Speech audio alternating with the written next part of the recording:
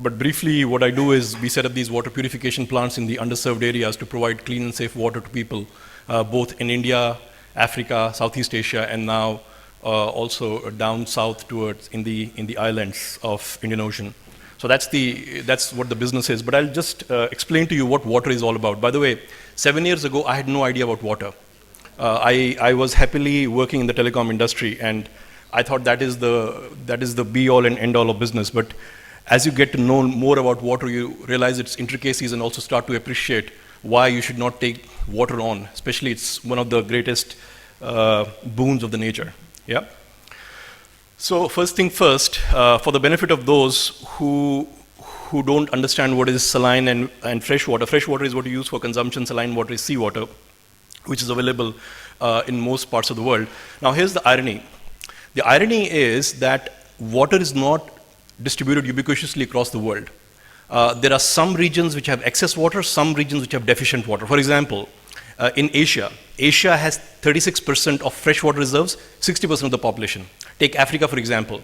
Africa, on the other hand, has 13% of the population, 11% of the water reserve. So there's more or less correlated as far as the opportunity is concerned.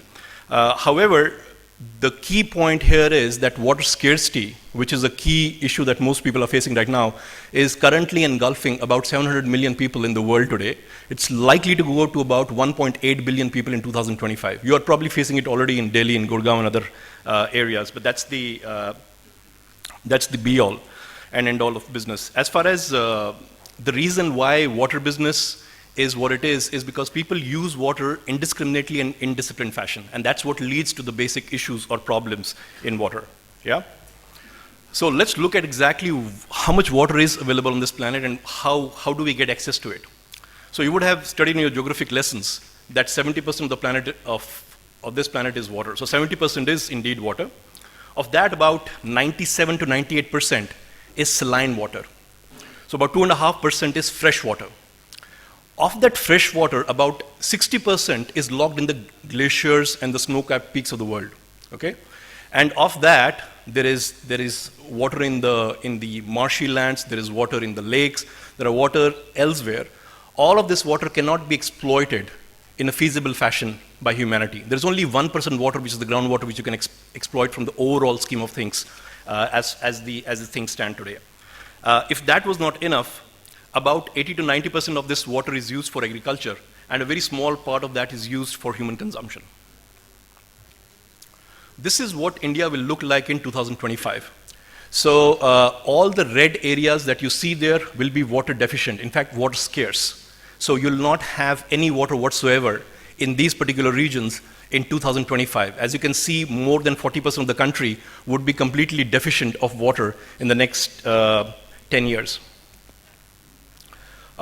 If you now divide water into various buckets, the key user of water is agriculture. Agriculture generally accounts for about 70% of the overall water that is extracted from freshwater reservoirs across the world.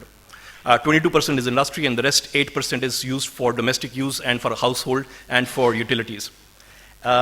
Within that, if you look at water consumption between various parts of the world, UK, for example, and it's part of Europe, only extracts 1% of water from ground to serve its need. 99% of the water comes from natural sources, including rain. And if you just move a few thousand miles southwestwards, you have Spain and Portugal, which has 70% water extracted from waste from the ground in order to serve the agriculture needs. So it's a very diverse requirements. Look at the map, you will notice that many areas in India, you can see India and parts of Pakistan and Afghanistan, are the areas where about 30% of the water will never get replenished. So that's the degree of exploitation that has happened here. So India is at that cusp, if you will. Coming specifically to the efficiency of the water, not only is the consumption of water significant as far as agriculture is concerned, water is also inefficiently used for agriculture in India. So just look at the international statistics versus Indian statistics. So for example, worldwide, it takes about 8,000 liters to prepare a kg of cotton. And in India, it takes about 18,000, almost 2.5 times. That's purely because the efficiency of agriculture standards and processes in the country are deficient. Yeah? And if that was not enough, in next 5 years, that is 2020, India will be a water scarce country on the global map. And what are the key reasons for the unsustainable nature of the agriculture? The first, of course, is that the water is not used in a more responsible fashion. What it means is, you would have heard about the country called Israel. Israel is a innovator as far as usage of water is concerned. It's a very water deficient area. I don't know if you've been to Israel, but they are the pioneers in drip irrigation. So they optimally utilize the amount of water that they have to grow and drive agriculture in their particular country. In India, on the other hand, we have been somewhat indisciplined and indiscriminate in use of water. If that was not enough, there are many regions in the country which basically don't cultivate a crop which is in sync with the environment. For example, in Andhra Pradesh, people are rice eaters. Telangana is a water deficient state, but you'll see fields of rice along the highway if you drive in Telangana. Now that's criminal. You should actually be cultivating pomegranates or grapes, which is in sync with the environment of that area. But because people are generally conducive to cultivating the kind of crop that they like, that's what they extract, and that's what they use. So those are some of the issues that are plaguing the agricultural industry. You must have seen this on internet. I think this is shown very often, that how many grams of water or how many liters of water is used for creating a certain consumption or a product which you can consume. It could be food, it could be any other things that you use. So that gives you a good reference point. So you need about 8,000 liters of water to get a pair of shoes. So if you change 20 pairs of shoes, you've probably costed this planet few lakh liters of water. So that's the usage of water which drives so many consumption details. Industry is the flogging or the bad boy of water contamination for a number of reasons. One, the nature of the business is such that they have to use water. For example, the power plants have to use water for cooling. The beverage industry has to extract millions of liters of water from one particular location. Coca-Cola, for example, claims it is water neutral. What they mean by that is, as much water as they extract from one location is the one they give back to the environment. How that happens, I'm not clear. But the bottom line is that the centralized nature of businesses extract and stress the environment significantly, fundamentally industries. So industries have multiple reasons. In fact, coming closer to Delhi, there are 36 million tons of sewage generated in this city. 50% goes to Yamuna, and 50% gets treated. And I don't know how many of you have visited Yamuna. It's the largest sewer line in north of India or north of India's. So it's fairly disheartening, because especially when you go there for the Antim Sanskars and stuff like that. So the key reasons for water pollution is, of course, unplanned growth. Small-scale industries don't have the wherewithal to treat water. The other issue is that the regulation is weak. The ability to recycle water and then use it judiciously is also not a skill that many companies in India have. But there are a host of issues why that is happening. And having said that, it's not true that there are not remarkable examples of water. There are remarkable examples of water in different countries. For example, in Finland, there's a company that reduced the water usage by 90% by just recycling the water.